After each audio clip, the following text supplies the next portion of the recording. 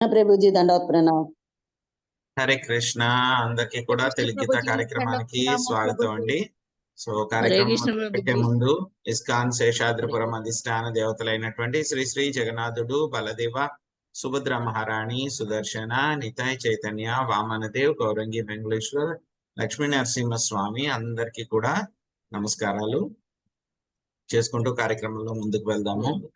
ఓం జ్ఞానాతిమిరాంధస్య జ్ఞానాంజనశలాకయా చక్షురున్మిలితం యేన తస్మై శ్రీ గురవే నమః. ఓం విష్ణుపాదాయ కృష్ణప్రష్టాయ భూతలే శ్రీమతే భక్తి వేదాంత స్వామినితి నామినే. నమస్తే సరస్వతీ దేవి గౌరవాణి ప్రచారిణే నిర్విశేష శూన్యవాది పాశ్చాత్య దేశతారిణే. జయ శ్రీ కృష్ణ చైతన్య ప్రభు నిత్యానంద శ్రీ అద్వైత గదాధర శ్రీవాసాది గౌర భక్త వృంద. హరే కృష్ణ కృష్ణ కృష్ణ హరే హరే, హరే రామ రామ రామ హరే హరే. హరే కృష్ణ. మనము ఈరోజు పురుషోత్తమ యోగము 15వ అధ్యాయంలో ఉన్నాము. సో ఈరోజు మనము నేర్చుకోబోయేటువంటి శ్లోకాలు 17, 18 శ్లోకాలు. ఈ 18వ శ్లోకంలో పురుషోత్తముడు అంటే ఎవరు అనేటువంటిది యొక్క అధ్యాయం పేరే పురుషోత్తమ యోగము. సో పురుషోత్తముడు అంటే ఎవరు అనేటువంటిది మనకి 18వ శ్లోకంలో మనకు వస్తుంది అనమాట. సో ముఖ్యమైన శ్లోకం నేర్చుకోవడానికి, చక్కగా తెలుసుకోవడానికి ప్రయత్నిద్దాము. ఉత్తమ పురుషస్త్వన్యః పరమాత్మేత్యుదాహృతః యో లోకత్రయమావిశ్య బిభర్తవ్యయ ఈశ్వరః. ఈ ఇరువురు కాక 3 లోకములందును ప్రవేశించి వాటిని పోషించు సాక్షాత్తు అక్షయుడను ప్రభువును పరమాత్ముడును అగు ఉత్తమ పురుషుడు కలడు. 18వ శ్లోకం.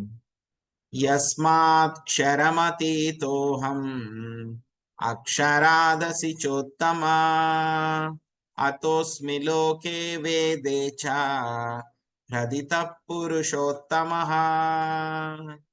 క్షర అక్షర పురుషులకు అతీతుడను ఉత్తమోత్తముడను అగుటచే నేను జగమునందును మరియు వేదములందును పురుషోత్తమునిగా ప్రసిద్ధి నొందితిని. సో యొక్క పురుషోత్తమ యోగంలో ఉన్నాం మనము. స్వామి యొక్క అత్యుత్తమమైనటువంటి యోగం యొక్క పురుషోత్తముడి యొక్క యోగం ఏ విధంగా చేయాలనేటువంటిది మనం తెలుసుకుంటున్నాము. మనము జీవులందరి యొక్క స్థితిగతులు, జీవులు ఏ విధంగా ఒక శరీరం నుంచి ఇంకొక శరీరంలోకి వెళ్తారు, స్వామి అందరి హృదయాల్లో కూడా ఏ విధంగా పరమాత్మ కింద ఉంటారు. సర్వస్య చాహం హృది సన్నివిష్టో మత్త స్మృతిర్జ్ఞానమపోహనం చ వేदैश्च సర్వైరహమేవ వేద్యో వేదాంతకృత్ వేద విదేవ చాహం. సో దాని గురించి కూడా, ఆ యొక్క శ్లోకం గురించి కూడా మనం తెలుసుకున్నాం. సో ఆ తర్వాత ఏమైంది,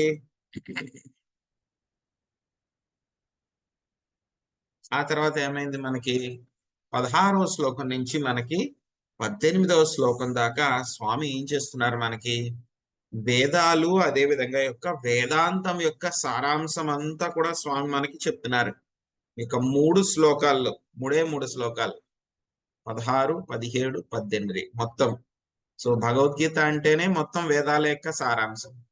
సో అందులోను మళ్ళీ 3 శ్లోకాల్లో 16, 17, 18లో మొత్తం వేదాల యొక్క సారాంశం అంతా కూడా మనకి స్వామి చెప్తున్నారు. సో 16వ శ్లోకంలో మనకి స్వామి ఏం చెప్పారు ఒకసారి చూద్దాం.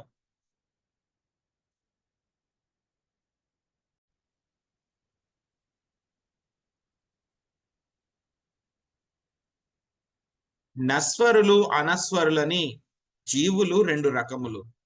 భౌతిక జగత్తునందలి ప్రతి జీవియు నశ్వరము కాగా ఆధ్యాత్మిక జగత్తునందు ప్రతి జీవియు అనస్వరము. సో క్షర అక్షర. సో క్షర అంటే కనుక ఎవరైతే కనుక భౌతిక జగత్తులో ఉన్నటువంటి జీవుడు అందరూ ఎవరు? నస్వరము అంటే కనుక క్షరులు. అదే ఆధ్యాత్మిక జగత్తులో ఉండేటువంటి వాళ్ళందరూ కూడా ఎవరు? అనస్వరులు అంటే కనుక అక్షరులు అని అర్థం అన్నమాట. సో జీవులందరూ కూడా ఎవరైతే ఉన్నారో మనం చెప్పుకున్నాం, మనం 13వ అధ్యాయంలో పురుష అని చెప్పుకున్నాం మనం. సో రెండు రకాలైనటువంటి పురుషులు. ఒకటి భగవంతుడు, దేవాది దేవుడు, ఆయన మొట్టమొదటి పురుషుడు. కానీ జీవులందరూ కూడా ఏంటంటే కనుక వాళ్ళు పురుషులు కాకపోయినా సరే పురుషుల్లాగా యొక్క భౌతిక జగత్తుని భోగించాలి అని చెప్పి ప్రయత్నిస్తున్నారు. సో ఇటువంటి రెండవ రకం పురుషులలో మళ్ళీ రెండు రకాలు ఉన్నాయన్నమాట. ఒకటి క్షరులు, అక్షరులు అన్నమాట. ఈ యొక్క క్షరులు అనేటువంటి వాళ్ళు ఎక్కడున్నారు? వీళ్ళందరూ కూడా బద్ధ జీవులు. ఇంకొక డెఫినేషన్ ఏంటంటే కనుక వీళ్ళు బద్ధ జీవులు, ముక్త జీవులు. బద్ధ జీవులు అని అంటే కనుక వాళ్ళ భౌతిక ప్రపంచంలో మాయ చేత బంధింపబడినటువంటి వాళ్ళు అన్నమాట. భౌతిక జగత్తులో మాయ చేత బంధించబడ్డారు వాళ్ళు. ఎన్నాళ్ళ నుంచి ఉన్నారు వాళ్ళు ఆ విధంగా భౌతిక ప్రపంచంలోనూ? మా యొక్క బంధనాల్లో ఎన్నాళ్ళ నుంచి ఉన్నారు? తెలియదు. ఎప్పటి నుంచి ఉన్నారో తెలియదు. అందుకే వాళ్ళని ఏమన్నారు? బద్ధ జీవులు అన్నారు. ఎన్నాళ్ళ నుంచి ఉన్నారో తెలియదు, ఎన్ని సంవత్సరాల నుంచి ఉన్నారో తెలీదు, ఎన్ని యుగాల నుంచి ఉన్నారో తెలీదు. సో అందుకే వీళ్ళని ఏమన్నారు? బద్ధ జీవులు అన్నారు. ఇంకొక రకం జీవులు ఉంటారు. వాళ్ళందరూ కూడా ఎక్కడ ఉంటారు? ఆధ్యాత్మిక ప్రపంచంలో ఉంటారు. సో వాళ్ళని ఏమన్నారు? ముక్త జీవులు అన్నారు. వాళ్ళనే అక్షరులు అన్నారు. అంటే నాశనం లేనటువంటి వాళ్ళు స్పిరిచువల్ వరల్డ్, ఆధ్యాత్మిక ప్రపంచంలో ఉంటారు. సో ఇక్కడ మనకి 17వ శ్లోకంలో చెప్తున్నారన్నమాట. సో ఈ రెండు రకాల జీవులే అని అనుకుంటున్నావేమో అర్జున, ఈ రెండు రకాల జీవులే అని అనుకుంటున్నావేమో నువ్వు. ఈ రెండు రకాలైనటువంటి జీవులు కాకుండా ఇంకొకళ్ళు కూడా ఉన్నారు. వీళ్ళందరికీ కూడా అతీతంగా ఉండేటువంటి వాళ్ళు ఇంకొకళ్ళు కూడా ఉన్నారు. సో ఏమని చెప్తున్నారు మనకి 17వ శ్లోకంలోను? ఈ ఇరువురు కాక మూడు లోకమునందును ప్రవేశించి వాటిని భరించు సాక్షాత్తు అవ్యయ ప్రభువును పరమాత్ముడును అగు ఉత్తమ పురుషుడును కలడు. యొక్క క్షర అక్షర కాకుండానే ఇంకొక ఉత్తమ పురుషుడు ఒక ఆయన ఉన్నారు. సో ఆయన గురించి మనకి యొక్క 17వ శ్లోకంలో చెప్తున్నారు అన్నమాట. ఏం చేస్తూ ఉంటాడు మరి ఈయన? ఈ యొక్క ఉత్తమ పురుషుడు ఏం చేస్తూ ఉంటాడు అంటే కనుక మనకి ఈ శ్లోకంలో బిభర్త్య అని చెప్పారనమాట. అంటే ఏం చేస్తుంటారు? అందరినీ కూడా మెయింటైన్ చేస్తూ ఉంటారు, పోషిస్తూ ఉంటారు అన్నమాట. పోషించడమే కాకుండా జీవులందరికీ కూడా వాళ్ళు ఎంజాయ్మెంట్ చేయడానికి, భోగించడానికి కావలసినటువంటి అన్ని రకాల ఫెసిలిటీస్, సౌకర్యాలు కూడా ఆయనే కల్పిస్తారు. అంతేకాకుండా ఇంకేం చేస్తున్నారు? మొత్తం యొక్క ముల్లోకాలు అంటే కనుక మధ్యలోకాలు, స్వర్గలోకాలు, అదేవిధంగా కింద ఉన్నటువంటి అధలోకాలు ఏవైతే ఉన్నాయో మొత్తం 14 లోకాలన్నిటినీ కూడా ఆయన ఏం చేస్తున్నారు? వాటిల్ని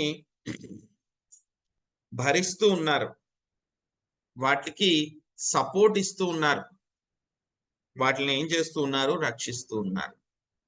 ముల్లోకాలని కూడా ఆయన రక్షిస్తూ ఉన్నారు.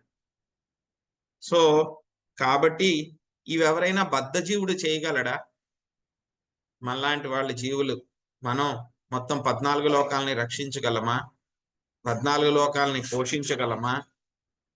కరెక్ట్ గా చెప్పాలంటే గనక మన కుటుంబాలని మనం పోషించుకోవడం మనకు కష్టంగా ఉంది.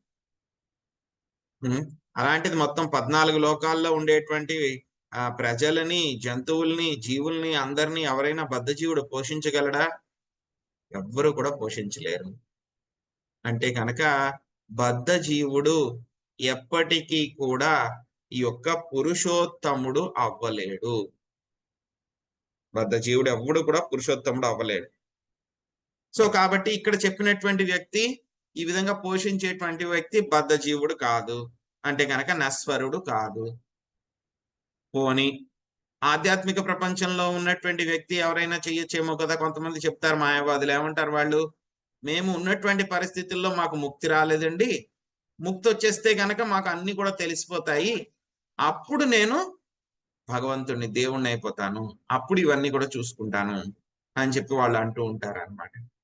కానీ ఏంటంటే కనుక ఎవరైతే కనుక ఈ యొక్క ఆధ్యాత్మిక ప్రపంచంలో ఉన్నారో, అనస్వరులు ఎవరైతే ఉన్నారో వాళ్ళకి భౌతిక ప్రపంచంతో సంబంధం ఉండదు, కాంటాక్ట్ అనేదే ఉండదు వాళ్ళకి. కొన్ని ఎక్సెప్షనల్ కేసెస్ ఉంటాయి. స్వామి ఎవరైనా సరే ఆధ్యాత్మిక ప్రపంచంలో ఉన్నటువంటి వాళ్ళని సో ఎవరో ఒకరిని సెలెక్ట్ చేసి, నువ్వు వెళ్ళిన అయినా అక్కడ భౌతిక ప్రపంచంలోనూ గురువు కింద వెళ్ళి వాళ్ళందరినీ కూడా బద్ధజీవులను కొంతమందినైనా తీసుకునిరా, భక్తి స్థాపించు నువ్వు, సో నా దగ్గరికి జీవులందరినీ తీసుకునిరా అని చెప్తే కనుక కొంతమంది ముక్త జీవులు అక్కడి నుంచి ఇక్కడికి వస్తారు. వచ్చి వాళ్ళ యొక్క పని ఏదైతే ఉందో భగవద్భక్తి ఏ విధంగా చెయ్యాలి అని చెప్పి బోధించి మళ్ళీ వాళ్ళు వెళ్ళిపోతారు, మళ్ళీ ఇక్కడేం ఉండరు వాళ్ళు. అవి కొంతమంది చాలా ఎక్సెప్షనల్ కేసు. కాబట్టి ఈ యొక్క ముక్త జీవులకి భౌతిక ప్రపంచంతోనే సంబంధం ఉండదు. అలాంటప్పుడు వాళ్ళు ఈ యొక్క పోషించడం అనేటువంటిది ఏంటి, ఒకరోజు చేసేటువంటిది కాదు కదా. పోషించడం అనేటువంటిది ఎప్పుడు కూడా జరుగుతూనే ఉంటుంది. పోషించడము, రక్షించడము, స్థానము, సృష్టించడము, లయించడము, ఇవన్నీ కూడా కంటిన్యూస్ యాక్టివిటీ జరుగుతూనే ఉంటుంది, జరుగుతూనే ఉంటుంది, జరుగుతూనే ఉంటుంది. ఏదో ఒక విశ్వం వస్తుంది, ఏదో ఒక విశ్వం కొత్తగా సృష్టించబడుతుంది, ఏదో ఒక విశ్వం మళ్ళీ నాశనం చేయబడుతుంది, మళ్ళీ జీవులందరూ కూడా మహావిష్ణువు శరీరంలోకి వెళ్ళిపోతారు, మళ్ళీ కొత్త విశ్వం సృష్టించబడుతూ ఉంటుంది, మళ్ళీ జీవులందరూ మహావిష్ణువు శరీరం నుంచి బయటకు వస్తూనే ఉంటారు. ఇవన్నీ కూడా జరుగుతూనే ఉంటాయి కంటిన్యూస్ గా. ఇవన్నీ కూడా సో ఎలా అయితే కనుక బిజీగా ఉన్న ఎయిర్పోర్ట్ లో ఏమవుతూ ఉంటుంది, ఒక ఫ్లైట్ దిగుతుంది, ల్యాండ్ అవుతుంది, ల్యాండ్ అయిన తర్వాత మళ్ళీ కొత్త ప్యాసింజర్స్ ని ఎక్కించుకుంటూ ఉంటుంది, మళ్ళీ అది టేక్ ఆఫ్ అవుతుంది. సో ఎయిర్పోర్ట్ లో అక్కడ రన్వే మీద ఉన్నవాడికి చూస్తే కనుక ఏమనిపిస్తుంది, ఫ్లైట్స్ వస్తూనే ఉన్నాయి, ఫ్లైట్స్ పోతూనే ఉన్నాయి. అలాగే భౌతిక ప్రపంచంలో కూడా ఏం జరుగుతుంది, సృష్టించడం జరుగుతూనే ఉంది, లయించడం జరుగుతూనే ఉంది, పోషించడం కూడా జరుగుతూనే ఉంది, కంటిన్యూస్ యాక్టివిటీ. ఇవి ఈ యొక్క అక్షరులు ఎవరైతే ఉన్నారో, ముక్త జీవులు ఎవరైతే ఉన్నారో వాళ్ళకి అసలు భౌతిక ప్రపంచంతో సంబంధమే ఉండదు. మనం ముందు చెప్పుకున్నట్టు కొంతమంది గురువులు వాళ్ళకి తప్పితే కనుక మిగతా వాళ్ళకి సంబంధమే ఉండదు. సో కాబట్టి వాళ్ళు పని చెయ్యరు. సో కాబట్టి ఈ యొక్క బద్ధ జీవులు గాని, ముక్త జీవులు గాని, క్షరులు గాని, అక్షరులు గాని వీళ్ళిద్దరూ కూడా కాదు, వీళ్ళిద్దరూ కూడా కాదు. సో కాబట్టి యొక్క పురుషోత్తముడు ఎవరు అని అంటే కనుక శ్రీకృష్ణ భగవానుడు. ఈ శ్లోకంలో ఏంటంటే కనుక పర్టికులర్ గా పరమాత్మ ఫీచర్ గురించి చెప్పడం జరిగింది అనమాట. పరమాత్మ గురించి చెప్పారు ఈ యొక్క శ్లోకంలో. సో సో ఆయనకి ఏంటి, అనస్వర, ఆయనకి నస్వరము, నాశనం అనేటువంటిదే లేదు. పరమాత్మకి నాశనం అనేటువంటిదే లేదు. యాక్చువల్ గా జీవుడికి కూడా నాశనం అనేటువంటిదే లేదు. ఎందుకంటే కనుక మనం కూడా సచ్చిదానంద విగ్రహమే అన్నమాట. సో ఇక్కడ ఏం చెప్తున్నారు ఈ యొక్క శ్లోకంలో అంటే కనుక శ్రీకృష్ణ భగవానుడే అందరినీ పోషించేటువంటి వాడు, భర్త, బిభర్త్య అని చెప్పి చెప్పారనమాట. సో మాయవాదులు ఏమంటారు, మేము ఇప్పుడు బద్ధ జీవితంలో ఉన్నాము, ఎప్పుడైతే కనుక మేము బ్రహ్మజ్యోతిలో కలిసిపోతామో, మాకు బ్రహ్మన్ రియలైజేషన్ ఎప్పుడైతే కనుక వస్తుందో, మాకు మొత్తం ఆల్ పర్వేసివ్ అన్ని చోట్ల కూడా నేను ఉంటాను, అవన్నీ కూడా నాకు తెలిసిపోతాయి అని చెప్పి చెప్తారు అనమాట. సో మాయావాదులు ఏమంటారు, భగవంతుడు ఈ యొక్క స్థాయిలోనే ఉంటాడు అని చెప్పి వాళ్ళు చెప్తూ ఉంటారు అనమాట. కానీ ఏంటంటే కనుక భగవంతుడు ఆల్ పర్వేసివ్ కింద, ఆ లైట్ కింద ఉంటే కుదరదు కదా. అందరినీ కూడా పోషించాలి, అందరినీ రక్షించాలి, ఇవన్నీ కూడా చెయ్యాలి ఆయన భగవంతుడు అని అంటే కనుక. సో ఎవరైనా సరే ఒక బ్రహ్మజ్యోతిలో కలిసినటువంటి వ్యక్తి ఎవరైనా సరే క్లెయిమ్ చేయగలడా, చెప్పగలడా, మొత్తం యొక్క విశ్వాలన్నింటినీ కూడా నేనే పోషిస్తున్నాను, వాటిలన్నిటినీ కూడా నేనే నడిపిస్తూ ఉన్నాను, గ్రహాలన్నీ కూడా నేనే వాటి యొక్క కక్షలో నడిచేలాగా చేస్తూ ఉన్నాను నేను, సో వాటి గురించి అంతా కూడా ప్రతి చోట కూడా ఏమేం జరుగుతుంది, ఏం జరగట్లేదు అని చెప్పేసి ఎవరైనా సరే యోగి క్లెయిమ్ చేయగలడా? చెయ్యలేడు. నెవర్ పాసిబుల్ అన్నమాట. చేయలేడన్నమాట. సో ఈ యొక్క 2 శ్లోకాలు కూడా పర్టికులర్ గా మాయావాద సిద్ధాంతాన్ని పూర్తిగా ఖండిస్తూ ఉన్నాయన్నమాట. అందుకే స్వామి ఏం చెప్పారు, ఈ 2 శ్లోకాలు కూడా వేదాల యొక్క సారాంశము అని చెప్పి ఒక 2 శ్లోకాల్లో కూడా చెప్పారన్నమాట.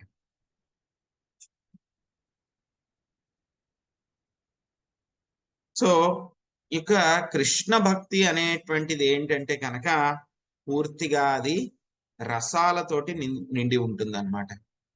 కృష్ణుడు ఎలా ఉంటారు? ఆయన చాలా అందంగా ఉంటారు. ఆయన యొక్క ఫీచర్స్ అన్ని కూడా ఎలా ఉంటాయి? ఆయన యొక్క బొట్టు ఎలా ఉంటుంది? ఆయన ఏ విధంగా ఆ యొక్క ఫ్లూట్ అన్నమాట, మురళిని ఏ విధంగా పట్టుకుంటారు? ఇవన్నీ కూడా మనకు చెప్పారు.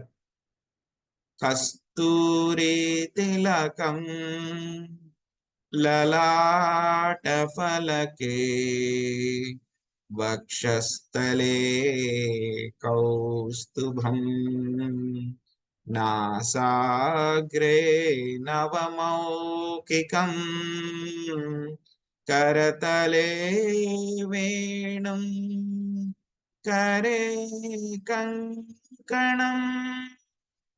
ఈ విధంగా స్వామి చాలా చాలా అందంగా ఉంటారన్నమాట. ఆయన ఏం చేస్తూ ఉంటారు? స్వామి యొక్క భౌతిక ప్రపంచంలో కూడా వచ్చి ఆయన అవతారం తీసుకుని ఏం చేస్తూ ఉంటారు? పరిత్రాణాయ సాధునాం. ఎవరైతే కనుక సాధువులు, భక్తులు ఎవరైతే ఉంటారో వాళ్ళందరినీ కూడా రక్షిస్తూ ఉంటారు.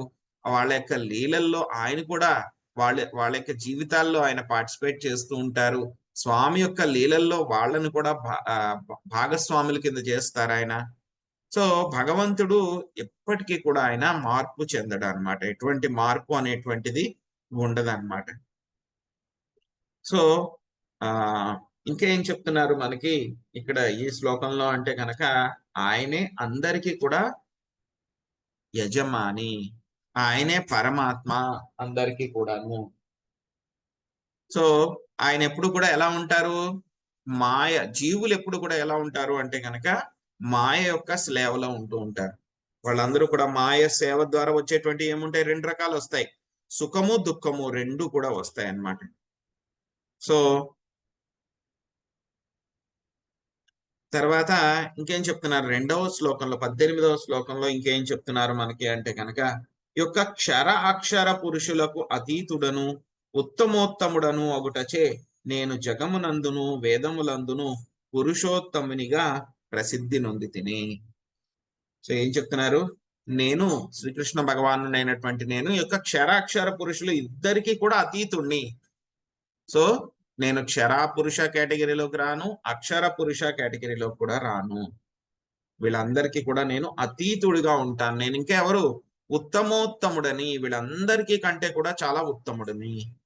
నేను ఈ 2 రకాలైనటువంటి జీవులు, బద్ధ జీవులు, ముక్త జీవులు అందరికీ కూడా అతీతుడినే. ముక్త జీవులైనా సరే ఎప్పుడో అప్పుడు మళ్ళీ బద్ధ జీవులు అయ్యే అవకాశం ఉంటుంది. బద్ధ జీవులైనా సరే ఎప్పుడో అప్పుడు ముక్త జీవులు అయ్యేటువంటి అవకాశం ఉంటుంది. కానీ స్వామి వీళ్ళిద్దరికీ కూడా అతీతుడిని. ఆయన ఎప్పుడు కూడా మాయాధీశుడు. ఆయన ఎవరు? దేవాది దేవుడు. మొత్తము ఏదైతే ఉందో మనకి శ్రీమద్ భాగవతంలో చెప్తారో ఆయనకి 3 ఫీచర్స్ ఉంటాయి. బ్రహ్మేతి పరమాత్మేతి భగవాన్ ఇతి సభ్యతి. సో ఆయనే ఆ యొక్క బ్రహ్మజ్యోతికి, అదే విధంగా ఆ యొక్క పరమాత్ముడికి కూడా మూలము ఆయనే. ఇంకా ఎవరు కూడా ఆయన్ని అధిగమించలేరు, ఉత్తముడు అని చెప్పి చెప్పడం జరిగింది. మొత్తం ఇంకా పురుషులు ఎవరైతే ఉన్నారో, క్షర అక్షర పురుషులు ఎవరైతే ఉన్నారో, దేవతలు ఎవరైతే ఉన్నారో వాళ్ళందరికంటే కూడా చాలా ఉత్తముడు ఆయన. అందుకే ఆయన ఏమన్నారు? పురుషోత్తముడు అని చెప్పి ఆయన చెప్పడం జరిగింది అనమాట. ఇంకా ఆయన ఏం చేస్తూ ఉన్నారు? ఆయన యొక్క ఆధ్యాత్మిక తేజస్సునంతా కూడాను అందరికీ కూడా ప్రదర్శిస్తూ మొత్తం అన్ని చోట్ల కూడా ప్రసరింపచేసేలాగా చేస్తూ ఉన్నారు. ఆయన ఎప్పుడు కూడా గోలోక ఏవ నివసత్యఖిలాత్మ భూతో గోవిందమాది పురుషం తమహం భజామి. ఆయన ఎప్పుడు కూడా గోలోక బృందావనంలో ఆయన యొక్క నిత్య పార్షదులైనటువంటి భక్తులతోటి, గోపబాలులతోటి, గోపికలతోటి ఆయన నిత్య లీలలు చేస్తూ ఉంటారు. అక్కడ సమయం యొక్క ప్రభావం అనేటువంటిది ఉండదు. అయినా సరే ఆయన గోలోక బృందావనంలో ఉన్న ఆయన యొక్క రకరకాలైనటువంటి అవతారాల ద్వారా, శక్తుల ద్వారా మొత్తం యొక్క భౌతిక ప్రపంచాన్ని అంతటిని కూడా ఆయన నడిపిస్తూ ఉన్నారు. ఆయనే మనందరి హృదయాల్లో కూడా ఉండేటువంటి హృదయస్థ పరమాత్ముడు ఆయనే. మొత్తం ఆయన తన యొక్క ఆధ్యాత్మిక తేజాన్ని మొత్తం అంతా కూడా ప్రసరిస్తూ ఉంటాడు. ఆయనే రకరకాలైనటువంటి అవతారాలు తీసుకుంటూ మొత్తం భక్తులందరినీ కూడా రక్షిస్తూ ఉంటారు. రకరకాలైనటువంటి అవతారాల ద్వారా మొత్తం జ్ఞానాన్ని, ఆధ్యాత్మిక జ్ఞానాన్ని, వేద సారాంశాన్ని కూడా ఆయనే అందరికీ ఇస్తూ ఉంటారు. ఆయనే వేదవ్యాసుడి కింద వచ్చి పరాశరముని సత్యవతి యొక్క కుమారుడి కింద వేదవ్యాసుడి కింద వచ్చి ఆయనే మొత్తం యొక్క ఆధ్యాత్మిక జ్ఞానాన్ని అందరికీ కూడా, వేదాల యొక్క జ్ఞానాన్ని అంతటినీ కూడా మనకి ఆయన ఎక్స్ప్లెయిన్ చేశారు. సో ఈ యొక్క భౌతిక ప్రపంచంలో ఉన్నటువంటి బద్ధజీవులు ఏం చేస్తున్నారు? వాళ్ళు ఎప్పుడూ కూడా రసం వెనకాల పడుతూ ఉన్నారు. మెల్లో ఏదో ఒక ఆనందం కావాలి, ఆనందం కావాలి, ఆనందం కావాలి. ఈ ఆనందం అనేటువంటిది 3 రకాల్లో ఉంటుంది. సత్వగుణానందము, రజోగుణానందము, తమోగుణ. ఎవరైతే కనుక తమోగుణ ఆనందానికి అలవాటు పడ్డారో, బాగా ఇష్టపడుతున్నారో, వాళ్ళు ఏం చేస్తారు? మళ్ళీ జంతు ప్రపంచంలోకి వెళ్ళిపోతారు. పురుగుల కింద, దోమల కింద, బల్లుల కింద, పిల్లుల కింద, కుక్కల కింద పుడుతూ ఉంటారు. రజోగుణ ఆనందంలో ఉన్నటువంటి వాళ్ళు ఎవరు? మానవ శరీరాలు వస్తాయి కానీ వాళ్ళు ఏం చేస్తూ ఉన్నారు? మొత్తము 6 రకాలు మనస్సు ఇంద్రియాలతోటి కర్షతి, చాలా స్ట్రగుల్ అవుతూ ఉన్నారు, కష్టపడుతూ ఉన్నారు. సత్వగుణ ఆనందంలో ఉన్నటువంటి వాళ్ళు ఏం చేస్తున్నారు? వాళ్ళు దేవతల యొక్క శరీరాల్లో వాళ్ళు కూడా ఉన్నారు. ఇన్ని రకాలు చేస్తున్నా సరే, ఈ రకాల ఆనందాలు ఎన్నో మనం చేస్తున్నాం. కొన్ని జన్మల కొద్దీ ఆనందాలన్నీ కూడా అనుభవిస్తున్నాం. సత్వగుణ ఆనందం, రజోగుణ ఆనందం, తమోగుణ ఆనందం. ఇంత ఆనందం అనుభవించినా సరే జీవుడికి చాలు అని అనిపించదు. చాలు అని అనిపించదు, వద్దు అని అనిపించదు. సో కానీ ఏంటంటే కనుక సంతృప్తి అనేటువంటిది ఎప్పుడు రాదు. చాలు అని అనిపించదు, అలాగని చెప్పేసి చాలు అంటే కనుక ఇంకా నాకు వద్దు అని అనిపించదు. సంతృప్తి కూడా రాదు ఎప్పటికీ కూడాను. కానీ ఎవరైతే కనుక ఆ యొక్క ఉత్తమ పురుషోత్తముడి యొక్క కాంటాక్ట్ లోకి, ఆయన యొక్క సంపర్కంలోకి ఎవరైతే వస్తారో అప్పుడు మాత్రమే వాళ్ళకి నిజమైనటువంటి ఆనందం కలుగుతుంది. ఆయన రసేశ్వర, మొత్తం అన్ని రసాలకి, అన్ని ఆనందాలకి కూడా ఆయనే మూలము. ఆయనే మూలము. సో కాబట్టి మనకి ఏ ఆనందం కావాలన్నా సరే మనం అక్కడ ఇక్కడ వెతుక్కోకుండా ఎక్కడికి వెళ్ళాలి? మనము ఆయన దగ్గరే మనము వెళ్తే కనుక అన్ని రకాలైనటువంటి ఆనందాలు మనకు వస్తాయి అన్నమాట. కానీ బద్ధజీవులు ఏం చేస్తారు? మాయ రకరకాల లడ్డూలు ఇస్తుంది. ఆ లడ్డూలు వేసుకుని వాటిని తింటూ ఉంటాడు. వెనకలే మాయ ఏం చేస్తుంది? చెల్లుమని కొడుతూ కూడా ఉంటుంది. వీడేంటంటే కనుక చిన్న లడ్డు ఇస్తోంది కదా అని చెప్పేసి ఆ దెబ్బలన్నీ కూడా భరిస్తూ ఉన్నాడు, ఆ లడ్డు తింటూ అన్నమాట. కానీ భక్తుడైతే కనుక ఏం చేస్తాడు? అమ్మా నీ లడ్డు వద్దు, నీ దెబ్బలు వద్దు, నాకు నిజమైనటువంటి ఆనందం కావాలి, నాకు నిజమైనటువంటి ఆనందం కావాలి అని చెప్పి భక్తుడు ఏం చేస్తూ ఉంటాడు? స్వామి దగ్గరికే వెళ్తాడు. సో ఈ యొక్క జీవుణ్ణి భగవంతుడితోటి ఎప్పటికీ కూడా మనం కంపేర్ చేయలేము. సో జీవుడు ఎప్పుడు కూడాను ఎలా ఉంటాడు? జీవుడు ఎప్పుడు కూడా ఇండివిజువల్లే. జీవుడు ఎప్పుడు కూడా సెపరేట్ గానే ఉంటాడు. ఎప్పుడు కూడా జీవుడు అనేటువంటి వాడు ఎప్పుడు కూడా వెళ్ళిపోయి కలిసిపోడు భగవంతుల్లో. మాయావాదులు చెప్తూ ఉంటారు, సినిమాల్లో చూపించినట్టు ఉంటారు, ముక్తి వచ్చేస్తే కనుక ఏం చేస్తాడు? భగవంతుల్లోకి లైట్ కింద వెళ్ళిపోయి కలిసిపోయాడు అని చెప్పని అంటారు. సో జీవుడు కలిసిపోవడం అనేటువంటిది, ఈవెన్ సాయుధ్య ముక్తిలో కూడా కలిసిపోవడం అనేటువంటిది ఉండదు. ఏం చేస్తూ ఉంటాడు? సాయుధ్య ముక్తి అంటే కనుక జస్ట్ ఆ బ్రహ్మజ్యోతిలోకి వెళ్ళి అక్కడ ఉంటాడు అంతే. అక్కడికి వెళ్ళినా సరే జీవుడు ఎప్పుడు కూడా కలిసిపోవడం అనేటువంటిది ఉంది. జీవుడు ఎప్పుడు కూడా అంశ, స్వామి చెప్పినట్టు మమైవాంశ జీవలోకే జీవభూత సనాతన. జీవుడు ఎప్పుడు కూడా భగవంతుడి యొక్క అంశ కిందే ఉంటాడు. కానీ తేడా ఏంటంటే కనుక భగవంతుడు ఎప్పుడు కూడా మాయ ప్రభావంలోకి రాడు. కానీ జీవుడు మాత్రం ఒక్కొక్కసారి మాయ ప్రభావంలోకి వస్తూ ఉంటాడు. అతి కష్టం మీద ఆ యొక్క మాయా ప్రభావం నుంచి బయటికి వెళ్తాడు. ఎప్పుడైతే కనుక మాయా ప్రభావం నుంచి జీవుడు బయటికి వెళ్తాడో ఇంకా మళ్ళీ ఇంకెప్పుడు కూడా ఆ మాయలోకి సంపర్కంలోకి రాడు అన్నమాట.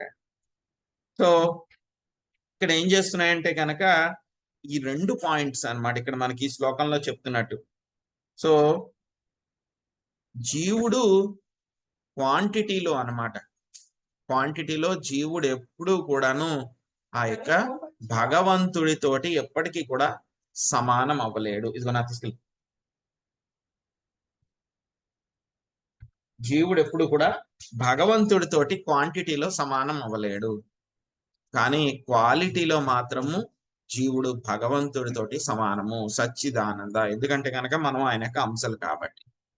సో ఇక్కడ యొక్క మాయావాద ఫిలాసఫీ ఏదైతే ఉందో దాన్ని పూర్తిగా ఈ యొక్క 3 శ్లోకాలు కూడా క్లియర్ గా ఖండిస్తూ ఉన్నాయన్నమాట. అవి తప్పు అని చెప్పి చెప్తూ ఉన్నాయి.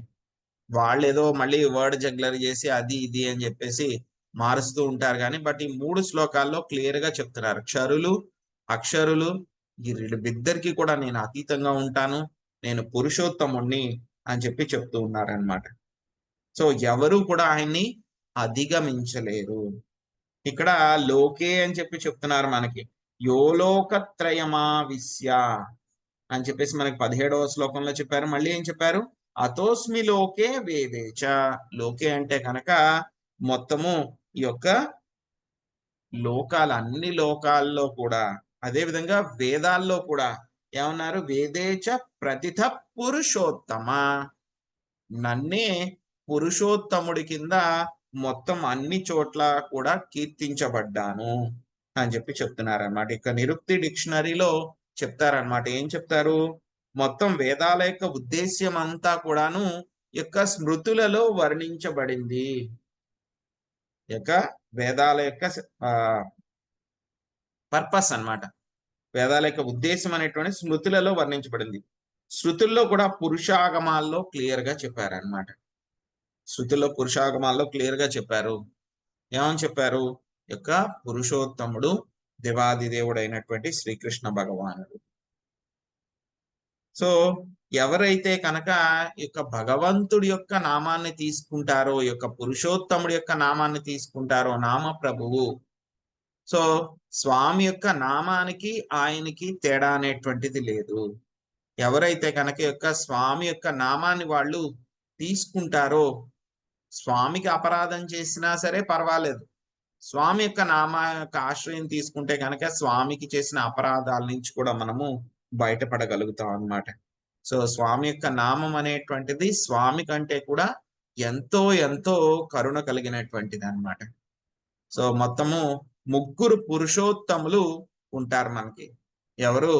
మొట్టమొదటి ఆయన మర్యాద పురుషోత్తముడు రామచంద్ర భగవానుడు అన్నమాట. సో అందరూ కూడా ఏ విధంగా వాళ్ళ యొక్క జీవితాన్ని నడుచుకోవాలి, పద్ధతిగా ఏ విధంగా ఉండాలి, ఏ విధంగా సంబంధ బాంధవ్యాలు నెరపుకోవాలి, ఒక చక్కని రాజు ఏ విధంగా ఉండాలి అనేటువంటిది ఒక స్టాండర్డ్ అన్నమాట. ఒక హై లెవెల్ స్టాండర్డ్ ఆయన సెట్ చేశారు. తర్వాత 2వ పురుషోత్తముడు శ్రీకృష్ణ భగవానుడు. ఆయన ఏమంటారు? లీలా పురుషోత్తముడు అంటారనమాట. స్వామి వచ్చినప్పుడు ఆయన రకరకాలైనటువంటి లీలలు చేస్తూ ఉంటారు. కానీ శ్రీకృష్ణ అవతారంలో చేసినటువంటి లీలలు, అన్ని ఎక్కువ లీలలు ఏ అవతారంలో కూడా ఆయన చేయలేదు. అన్ని ఎక్కువ లీలలు, అన్నిటికంటే ఉత్కృష్టమైనటువంటి మాధుర్య లీలలు, రాసలీలలంతా కూడా స్వామి యొక్క లీలా పురుషోత్తముడి కింద, శ్రీకృష్ణ భగవానుడి కింద చేశారనమాట. ఇంకా 3వ పురుషోత్తముడు కూడా ఇంకొక ఆయన ఉన్నారు. ఎవరైనా? ప్రేమ పురుషోత్తం శ్రీ చైతన్య మహాప్రభువు. శ్రీ చైతన్య మహాప్రభు ఆయన ప్రేమ పురుషోత్తం అనమాట. ఏం చేశారు ఆయన? మొత్తము గోలోకేర ప్రేమధన హరినామ సంకీర్తన. గోలోకంలో ఉన్నటువంటి ధనం ఉంది. ఏంటి ఆ ధనము? ప్రేమ ధనము. ఆ ధనం ఏంటి? కృష్ణ ప్రేమ. ఆ కృష్ణ ప్రేమ అనేటువంటి ధనాన్ని గోలోక బృందావనం నుంచి తీసుకుని వచ్చి ఇక్కడ భౌతిక ప్రపంచంలో ఉన్నటువంటి బద్ధజీవులు ఎవరైతే ఉన్నారో వాళ్ళందరికీ కూడా చాలా ఫ్రీగా తీసుకొని ఆయన, నువ్వు కూడా తీసుకొని ఆయన, నువ్వు కూడా తీసుకొని ఆయన. సార్ నాకు క్వాలిఫికేషన్ లేదండి, చదువు లేదు. పర్వాలేదు నాయన తీసుకో. నాకు డబ్బు లేదండి, నేనేం డబ్బు ఇచ్చుకోలేను. నువ్వు డబ్బులేమి ఇవ్వక్కర్లేదు, నాకు మంచి మంచి జాతిలో నేను పుట్టలేదండి, నేను బ్రాహ్మణ్ణి కాదండి, మంత్రం తీసుకోలేనేమో. ఏం పర్వాలేదు, నువ్వు కూడా తీసుకోవచ్చు, ఎవరైనా తీసుకోవచ్చు. ఈవెన్ మనుషులే కాదు, జంతువులకి కూడా ఆయన తన యొక్క కృష్ణ ప్రేమని అందించి అందరినీ కూడా ఈ యొక్క కృష్ణ ప్రేమలో మునిగేలాగా చేశారన్నమాట. హరే కృష్ణ హరే కృష్ణ కృష్ణ కృష్ణ కృష్ణ హరే హరే హరే హరే హరే హరే రామ రామ హరే హరే రామ రామ రామ రామ రామ హరే హరే హరే. హరే. సో ఎవరైతే కనుక ఈ విషయాల్ని తెలుసుకుంటారో, ఆ, స్వామి యొక్క పరమాత్మ ఫీచర్ కింద ఆయనే ఉన్నారు, మనతో పాటు ఆయన ఉన్నారు, ఈ విధంగా ఆయనే ఉత్తమ పురుషుడు, ఆయన యొక్క శరణాగతి పొందాలి అనేటువంటి విషయాలు ఎవరైతే కనుక తెలుసుకుంటారో వాళ్ళకి ఏమవుతుందంట, సంపూర్ణమైనటువంటి శాంతి కలుగుతుంది. అదే విధంగా వచ్చేటువంటి శ్లోకాల్లో కూడా మనకి 19, 20 శ్లోకాల్లో మనకు చెప్తారనమాట. ఈ విధంగా తెలుసుకోవడం మూలంగా పురుషోత్తముడి గురించి యొక్క పురుషోత్తమ యోగము తెలుసుకోవడం మూలంగా మనకి ఏం కలుగుతుంది అనేటువంటి విషయాలు మనకి వచ్చేటువంటి 2 శ్లోకాల్లో కూడా చెప్తారు. అవి ఏవి తెలుసుకుందామండి. హరే కృష్ణ. ఎవరికైనా ఏమైనా ప్రశ్నలు ఉంటే కనుక అడుగు. హరే కృష్ణ ప్రభుజీ. హరే కృష్ణ. హరే కృష్ణ ప్రభుజీ. ప్రభుజీ హరే కృష్ణ ప్రభుజీ. అక్షరులను మించి పురుషోత్తముడు ఉన్నారని చాలా అద్భుతంగా చెప్పారు Prabhuji. Thank you Prabhuji. Hare Krishna. Hare Krishna. Hare Krishna Prabhu. Hare